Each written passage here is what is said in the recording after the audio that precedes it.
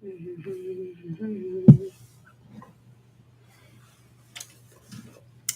hello.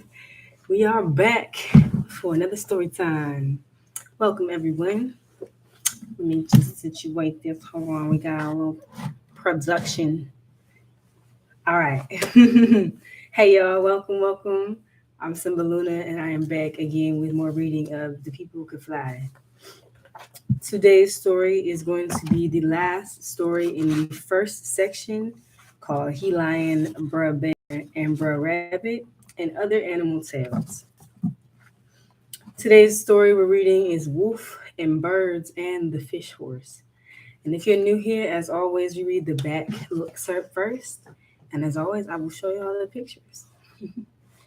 Get cozy and settle in.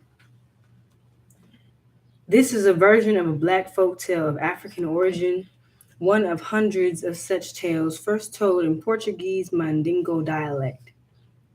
The tales were brought back to the northeastern United States from the Cape Verde Islands by black Portuguese immigrants. The Cape Verde Islands group was formerly a colony of Portugal and is now a Portuguese overseas province that lies some 600 miles off the West African coast. The immigrants of the Cape Verde Islands are descended from African slaves imported by the early Portuguese to work their plantations, from Europeans, Portuguese, and from most of the principal types associated with the African continent, including Arabs and Hamitic. Mm.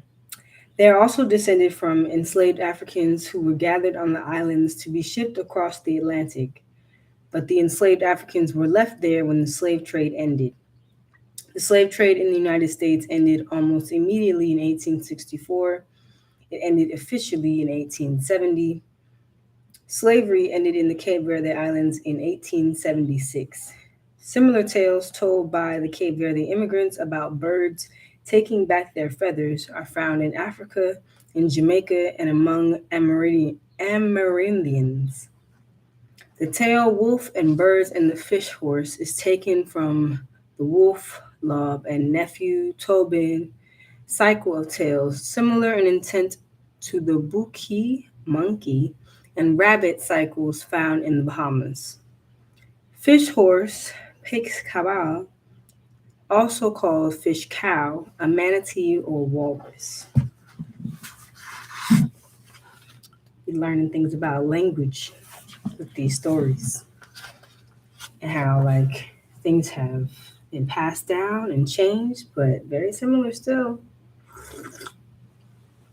All right, y'all, let's get into it. Wolf and Birds and the Fish Horse. Think a sea wave left this tale on the doorstep. This about one wolf and his nephew.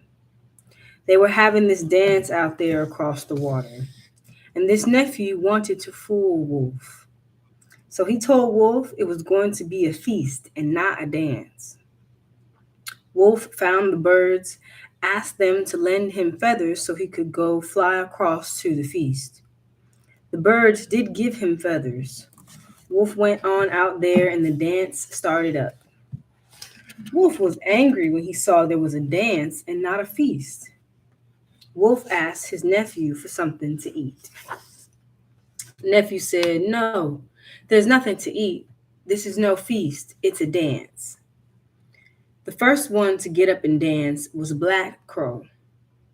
Wolf gets awful loud, says, "Black Crow, you think you somebody.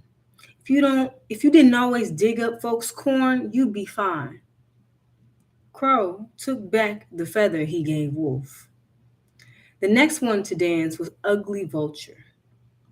Wolf had to go say, "Vulture, you think you somebody. If you wasn't always looking for dead goats and donkeys to eat, you might be just fine too." That made Vulture take back his feather too. Here comes to dance old Blue Jay. Wolf started, says Blue Jay, "You think you somebody. Good thing you don't see that red mouth of yours. Without it, you'd be fine." Blue Jay went ahead and took back his feather. Dancing by came the hawk. Old Wolf had to say, "You, Hawk, you think you somebody. If you weren't always hunting people's chickens, you'd be just fine." Hawk snatched back his feather off of Wolf. Just then, Guinea Hen came by dancing. Wolf says, says Guinea Hen, "You sure think you somebody, but you don't see your own skinny head. If it was bigger, you'd be just fine." Guinea Hen took back her feather. When the dance was over, everybody left. Wolf was all alone out there, all alone and awful hungry. No food. Wolf started up crying. Then comes swimming by who they call Aunt Fish Horse. See, Wolf is out there near the water. Can't get home across it. She says to Wolf, "What is wrong with you? Are you sick?"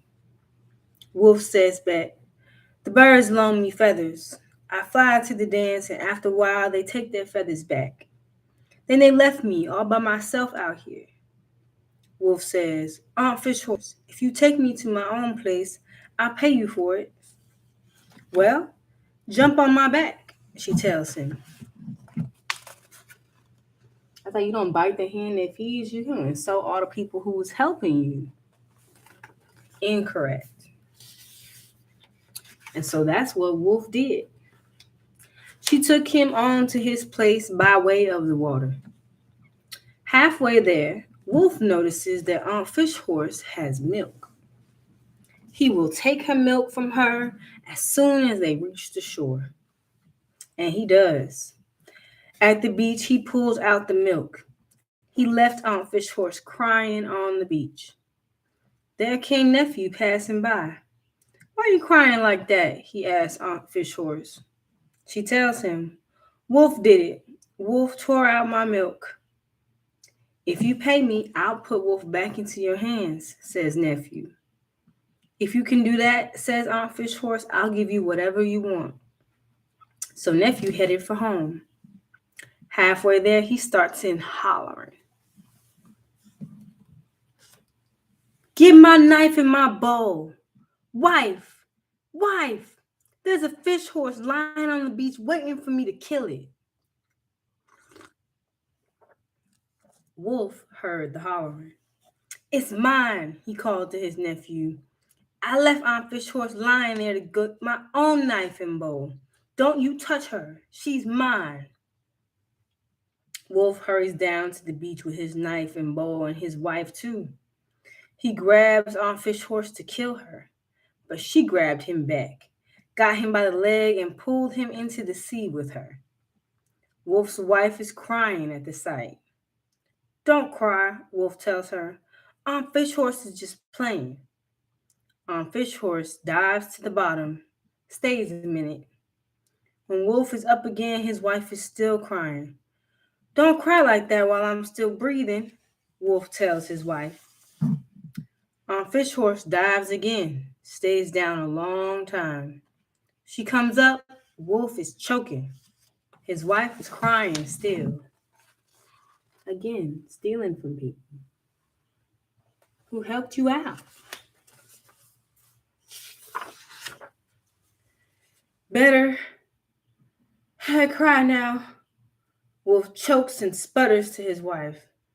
"For Fish Horse is killing me." Fish Horse dived to the bottom with Wolf. Wolf came up 2 days ago. He was full of little fish and sand and water. Nephew caught the little fish. They had a funeral for Wolf. I saw it go by. All his children cried for him. All his people did too. See, but that's the problem, crying for somebody who did people harm in their life. And then people also wonder why people not crying because they dead. I mean, if the dead did things, then you tell what the dead did when the dead died. Shouldn't have done the things. It's my thing.